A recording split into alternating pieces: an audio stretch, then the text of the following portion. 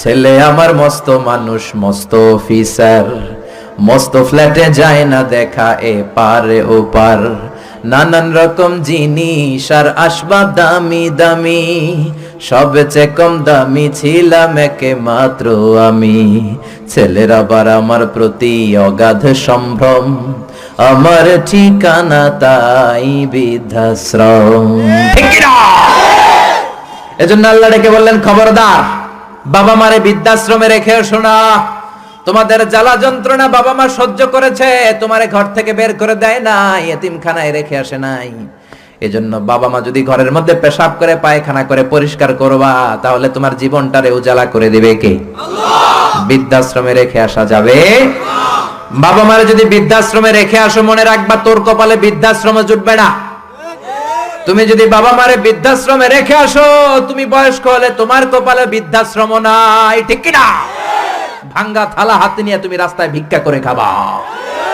এজন্য আল্লাহ বললেন, ইহসানের প্রথম ব্যাখ্যা, ইম্মা ইয়াবলুগান্না ইনদাকাল কিবারা আহাদুহুমা আও কিলাহুমা ফালা তাকুল লাহুমা উফ। বাবা মা যখন বার্ধক্যে উপনীত হয়, তাদের কোনো কাজে নাক ছিটকাবা না, উফ শব্দটাও করবা না, উফ আহ এটাও বলা যাবে না। কথাটা কার? আল্লাহ। ইহসানের 2 নাম্বার ব্যাখ্যা, ওয়ালা তানহারহুমা, আব্বা আম্মারে ধমক দিও না। কিছু ডাকা আইতাছে, মায়েরে ধমক দেয়, মায়েরে ডাকে বুড়া, বাবারা ডাকে বুড়া, মায়েরা ডাকে বুড়ি, আছে না নাই? কেমন করে মা বাবারে তুমি বুড়া বুড়ি ডাকো? তারা তো বুড়া বুড়ি হয়েছে তোমার কারণে। তোমারে মানুষ করতে যে তারা তাদের জীবন যৌবন সব হারিয়েছে, তোমারে লেখাপড়া করাতে যে তারা তাদের জমিন হারিয়েছে, তোমাকে বিদেশ পাঠাতে যে তারা তাদের ভিটে মাটি হারা হয়েছে।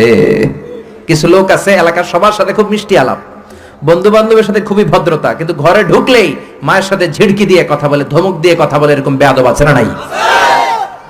আল্লাহ বললেন, ওয়ালা তানহারহুমা, ধমক দিও না, তোমার সব আমলগুলো বাতিল করে দিবে কে? ওয়ালা তানহারহুমা ওয়া কুল লাহুমা কওলান কারীমা, বরং বাবা মার সাথে কোমল আচরণ করো। যত ভদ্রতা তুমি জানো, যত নম্রতা তুমি শিখেছো, যত কার্টিসি তুমি জানো, সব কার্টিসি বাবা মার সাথে মেইনটেইন করবা।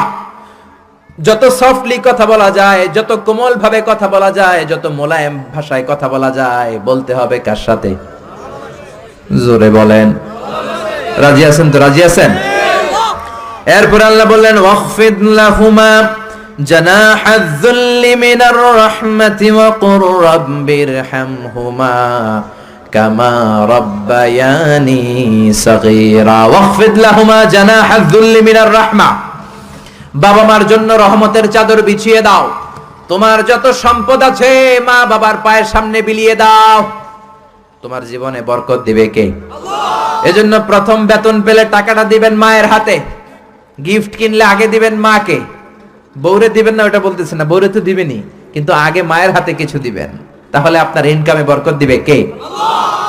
আর বাবা মা একজন কিংবা 2 জন যদি দুনিয়া থেকে বিদায় নেয়, বাবা মার কবরের সামনে দাঁড়িয়ে চোখের পানি ছেড়ে তোমরা পড়ো, রব্বিরহামহুমা কামা রাব্বায়ানি সাগীরা ওয়া কুর রাব্বিরহামহুমা কামা রাব্বায়ানি সাগীরা।